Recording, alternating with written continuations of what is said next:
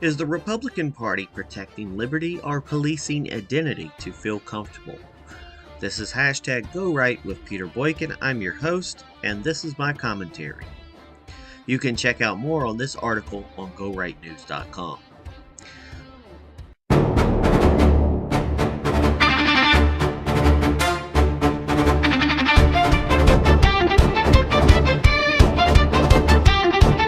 This isn't left. This isn't right.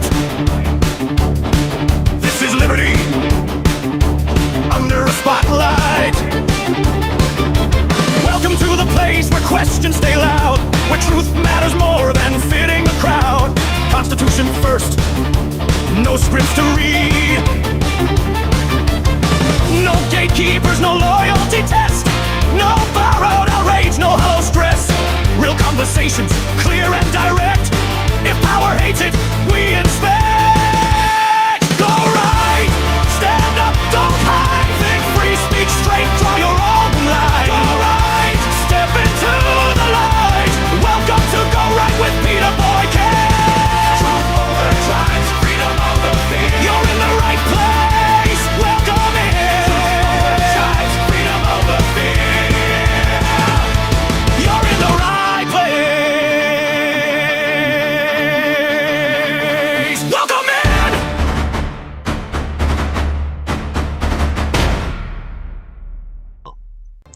A constitutional republic does not survive by demanding silence from those who expose its contradictions.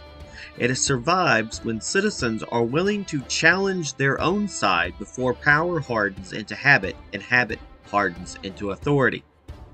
What we're witnessing inside the Republican Party right now is not a fight between conservatives and liberals. It is a struggle between constitutional principles and institutional comfort, between liberty as a boundary on government and tradition being repurposed as a tool of enforcement. Part of this conflict comes from a growing confusion over what, quote, conservative even means. For some, conservatism has become a matter of religion.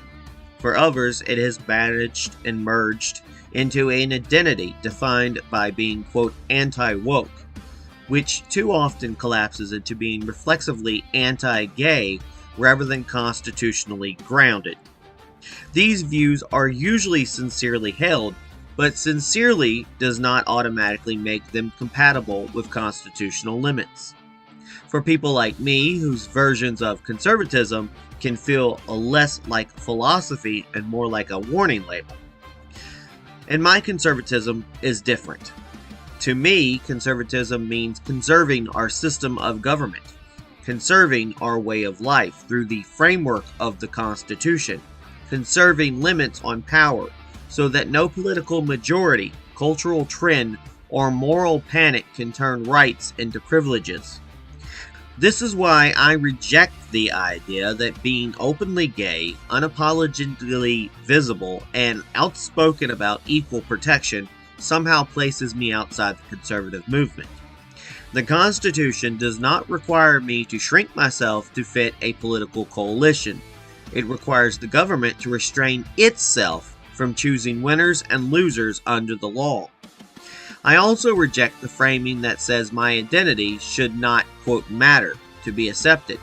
That argument sounds reasonable until you follow it to its logical conclusion. If identity truly does not matter, then it should never be used as justification for denying civil rights, redefining marriage through the state, or carving exceptions into constitutional guarantees. Some Republicans say, quote, I am an American first. Well, so am I. That is precisely why I will not accept a government that treats some Americans as provincial.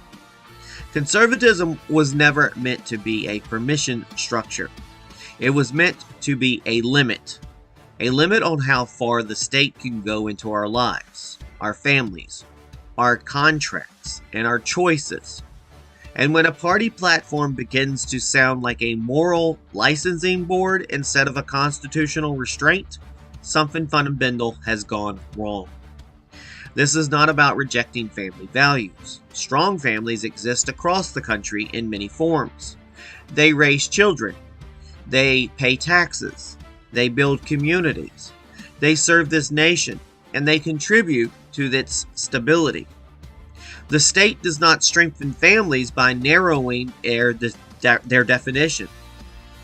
It strengthens families by getting out of the way and allowing civil society to function freely. And when organizations inside the party decide they get to determine who is, quote, acceptable, who is, quote, too loud, or who must be sidelined for refusing to conform, that is not unity. That is controlled opposition wearing a friendly label. I will work with anyone acting in good faith to expand liberty. I will oppose anyone, regardless of party, who treats constitutional rights as conditional. Because if we only defend liberty when it is comfortable, then we do not believe in liberty at all. That is the conservatism I stand for. Not religious rule, not ideological purges, and not culture war loyalty tests. A conservatism that conserves the Constitution itself.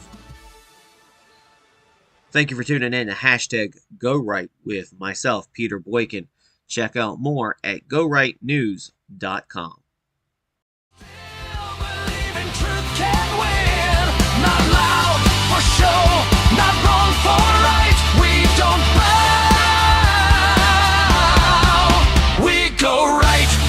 This isn't left.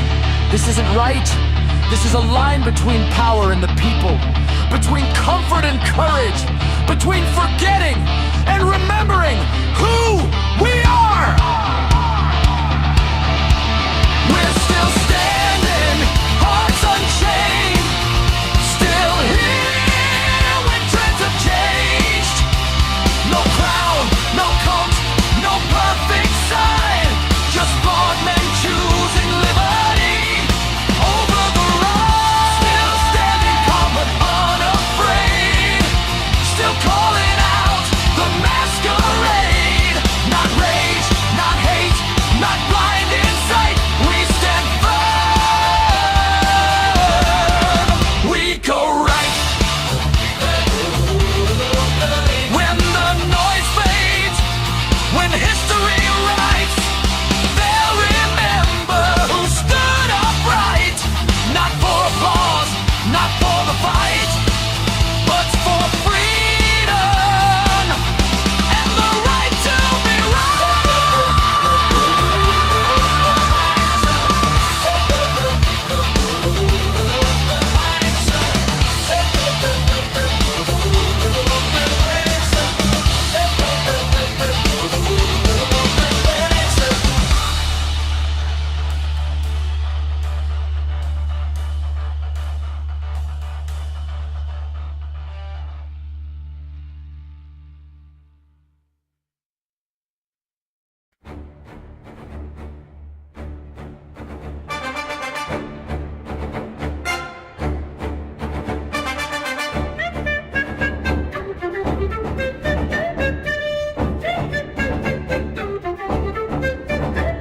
There's a lie we keep telling ourselves at night, that the threat wears blue and not red or white. We point at the noise, blame the other side,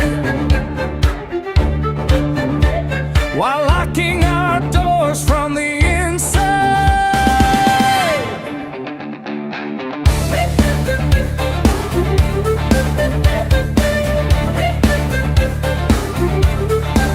They say unity means fall in line, say loyalty's proven by staying quiet, but a party that fears its own reflection is already fighting self-destruction. This isn't about left or right, it's about who decides who belongs. When the guards at the gate start drawing lines, you don't build a future, you build a wall. Are we strong enough to survive the gatekeepers, or will we shrink just to feel secure? You don't save a movement by cutting voices, you don't defend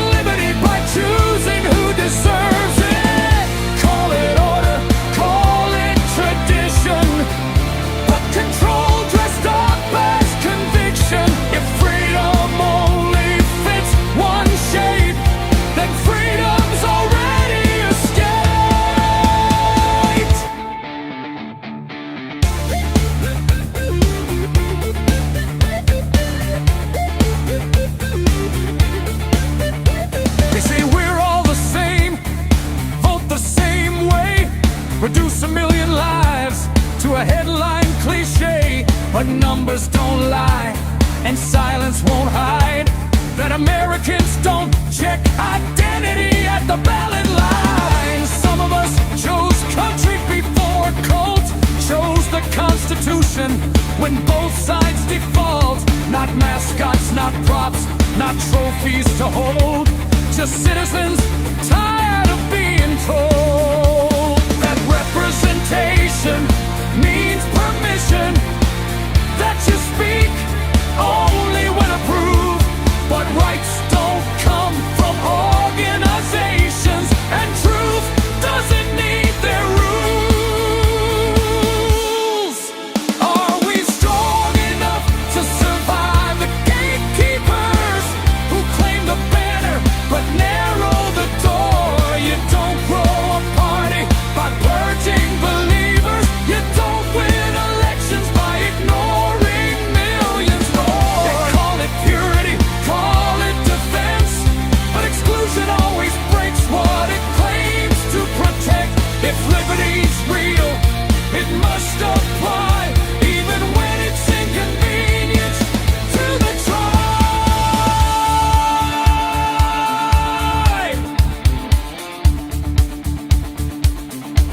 This is a constitutional republic, not a clubhouse, not a blacklist, not a loyalty test.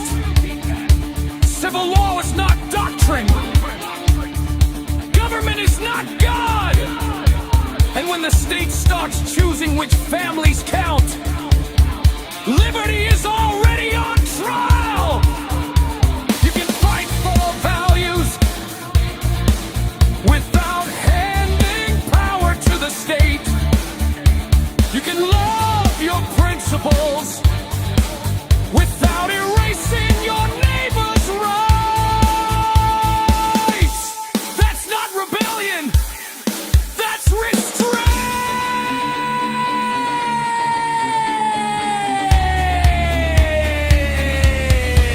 Are we strong enough to survive the gatekeepers, or addicted to comfort and control? If rights depend on who's in favor, then none of them are truly alone. You don't defend the Constitution halfway.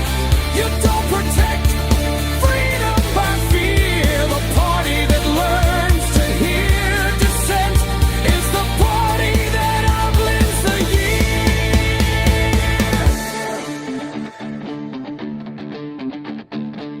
year. History doesn't remember who enforced the line. It remembers who refused to cross it. And when silence was easier than truth, some of us chose to speak and stayed standing.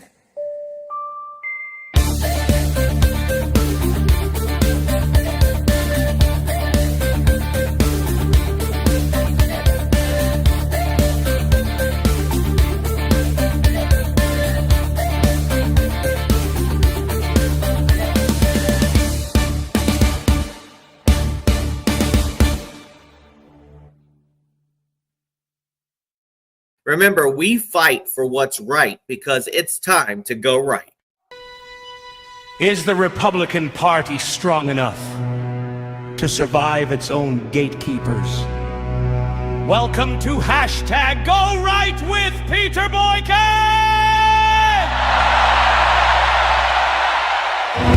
This is where we talk honestly about conservatism, constitutional limits, and the uncomfortable conversations that parties avoid when they stop listening. A party can survive opposition. A party can survive criticism. A party can even survive losing elections. What it struggles to survive is truth spoken from inside.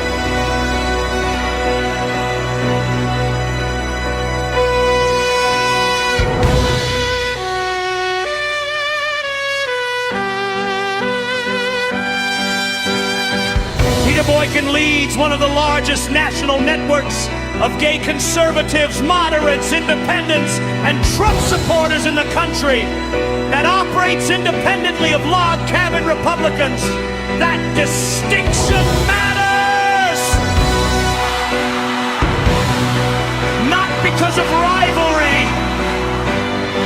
but because collaboration should not require permission.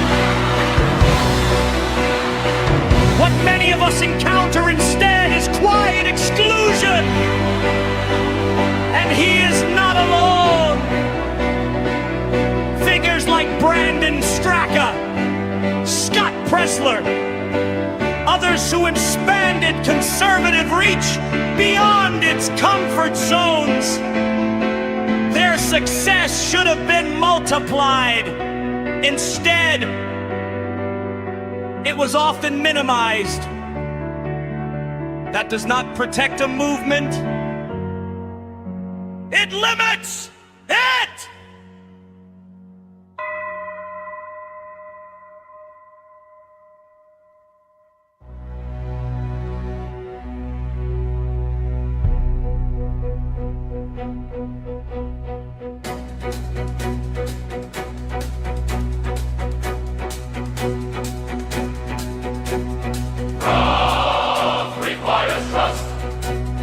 Trust requires openness.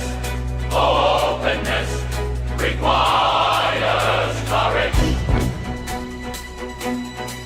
One of the longest running myths in politics is that LGBTQ voters are a single democratic bloc. They are not. Roughly half identify as Democrats. About a third are independent or unaffiliated, and around 15% identify as Republican. That 15% represents millions of Americans. Many voted not as symbols, but as citizens prioritizing economic stability, national security, and constitutional restraint!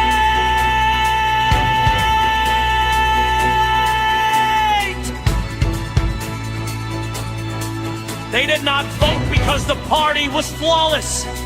They voted because they wanted a government with limits. Log cabin Republicans serve a purpose. Their presence matters. But representation is not ownership. When any organization becomes a gatekeeper for identity instead of a bridge for ideas, the movement stops expanding! Constitutional rights are not party property. Civil marriage is a state function. Religious marriage is a matter of faith. Limited government means the state does not decide which families qualify for equal protection. You can support families without owing the state to exclude.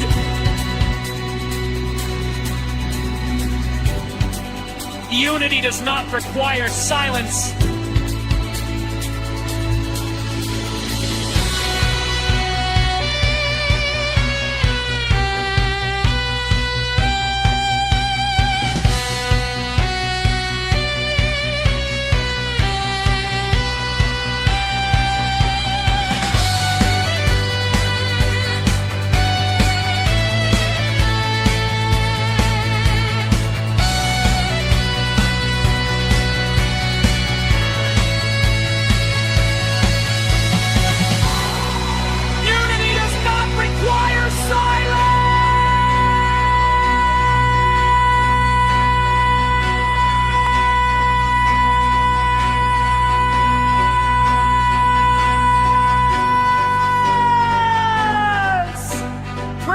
Does not require uniformity. Liberty requires consistency. If the Republican Party wants to grow, It must stop confusing loyalty with quiet compliance and values with control. A constitutional republic survives when rights are defended consistently, or they eventually fail altogether. For more context, analysis, and the full written piece, visit GoRightNews.com.